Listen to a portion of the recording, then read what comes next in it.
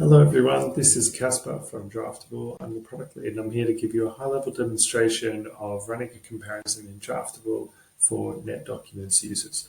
What you're seeing on screen here is Draftable on my computer. So it doesn't share any files with Draftable via the internet in order to run a comparison. It's all happening on my machine locally. The application itself has a huge number of different ways that you can load files and therefore start your comparison workflow. If you have Draftable open in front of you, you can browse locally, you can jump into NetDocuments itself, and you'll see that familiar UI that you'd be accustomed to. And you can also just enter free text as necessary as well. However, we know that most of the time people don't really have a comparison tool open. So I'll show you very quickly how you can start loading files from Outlook, from Microsoft Word, and from NetDocs itself. So we'll start with Microsoft Outlook.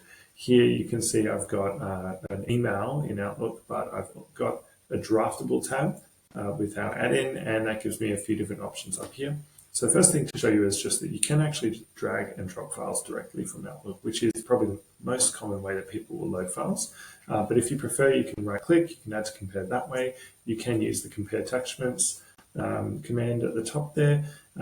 If necessary, if I didn't select any particular files like I have here with these two, it would give me a list of all the files to choose from. I do also have the ability to drag and drop text from anywhere in my email directly in as free text, or even to right-click that text and add to compare.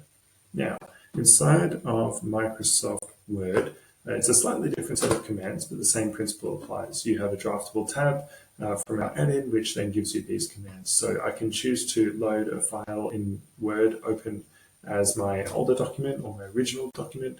I can do it as my newer or modified.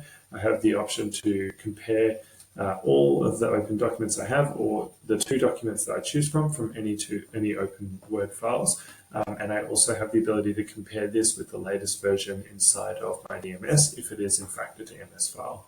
I also have the ability to drag and drop that text in, and to right-click that text and go compare selected text. Quickly, I will show you what it looks like from NetDocuments itself.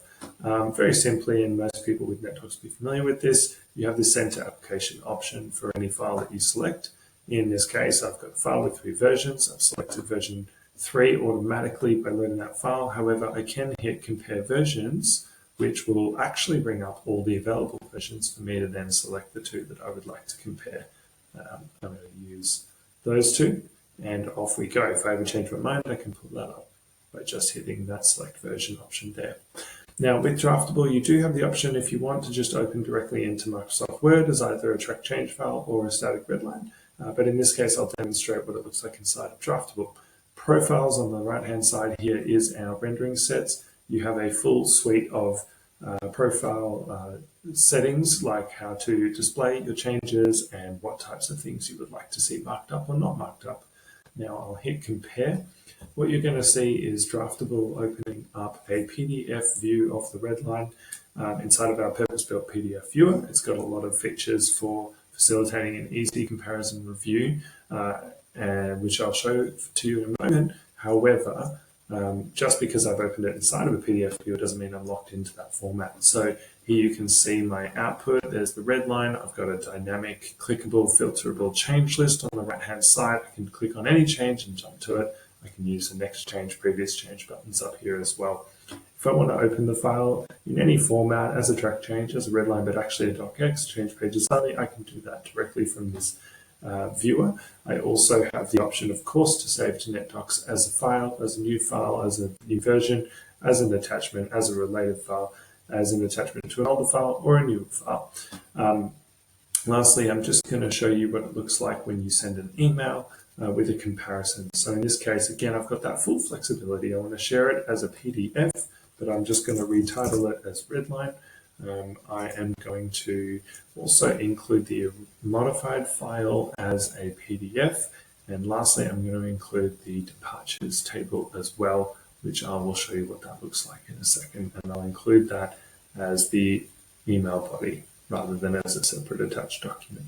So I'll hit send, that's going to make the conversions if necessary, any file renaming that needs to take place, and it will then generate an email inside Microsoft Outlook for me to share my comparison.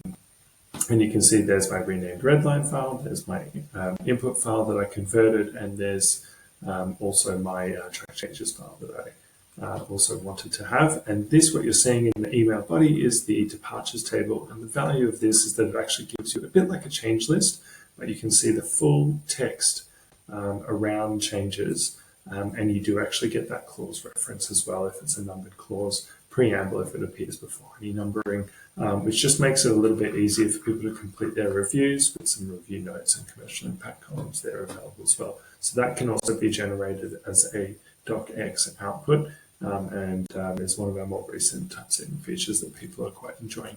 So I'm going to leave it there. I hope you've enjoyed this, and happy redlining.